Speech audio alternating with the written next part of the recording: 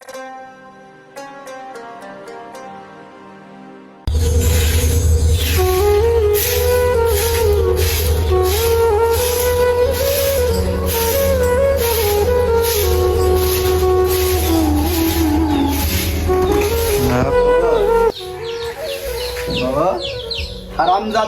তুই আজকে আবারও মদ খাই আসছিস?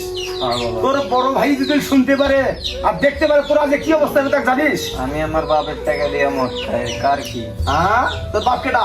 আমার বাপ তুমি আব্বা, তুমি ভাত দাও। এই ভাত এখনো আর রান্না হয় নাই। ভাত রান্না হয় নাই। ভাইয়া কই গেছে? তোর ভাইয়া ডিউটিতে গেছে।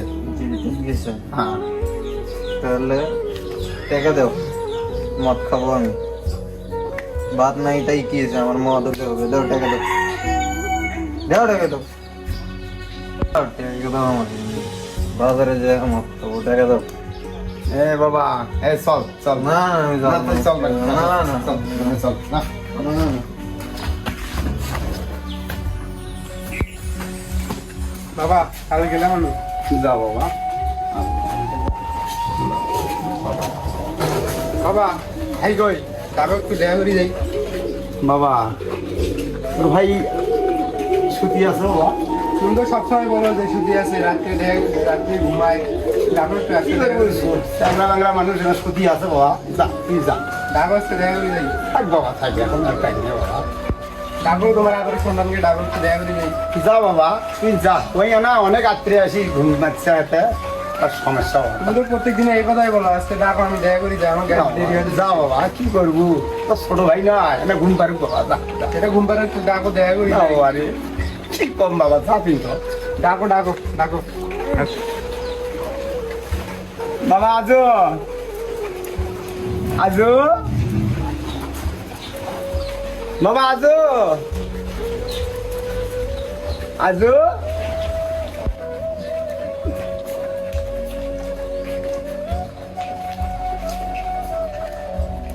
মদের ব্যাগ, মদ আপনারা? এইরকম শুরু করছে কে? কি স্যার কি নিষেধ যে করেনি কি আজকে? দেখ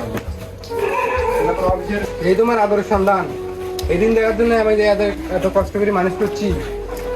এক নিয়ে আমাদের কত আশা ছিল, আর এসকে নেশা করি, এরকম নেশা করি রাস্তাঘাটে পড়ে থাকে। এগুলো হলো কথা হলো।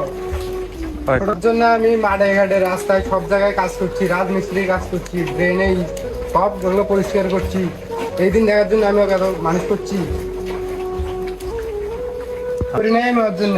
স্কুল খরচ যা লাগে সব আমি দিছি, হাত খরচ, বই টই কেনা সব আমি দিছি। ওগুলো কি ওগুলো দিয়ে কি নেশা করে? খোঁজ নেন নাই তুমি?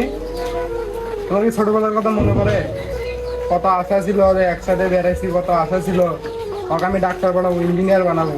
আর আজকে এরকম টাকা দিয়ে নেশা করে। কি কথা গান দিস না, দেখতে থাক। তুই আমাকে এটা বলতে পারলি? বলতে বললাম, তুই কি করবি আমার? বাবা চুপ কর, চুপ কর, শোন।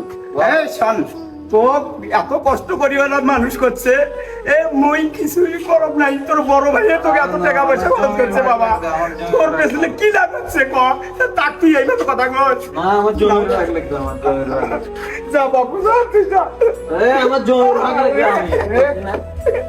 বাবা কত কষ্ট করে মানুষ করছে আমাদের ছোটবেলায়, নিজে না খায় আমাদের খাওয়া। তুই আমার লাগবে জমির ভাগ, আমার ওরা তো জমির সামনে ভাগ গিয়ে দেওয়া লাগবে, পুলিশ। জমির ভাগ দেওয়া লাগবে।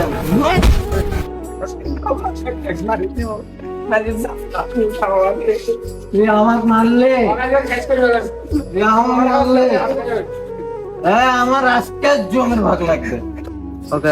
বাবা ও যেহেতু জমির ভাগটা দিছে, জমির ভাগ দিয়ে দাও, আর আমার জমির ভাগ আমাকে দিয়ে দাও। ওই যেটা ভাই ওটা পরীক্ষা করতে হবে। ওই বেসপে না নেশা করে কি করবে সেটা ওর ব্যাপার। আমার জমি আমাকে দিয়ে দাও। বাবা তোরা শেষ পর্যন্ত এটাই করবো বাবা।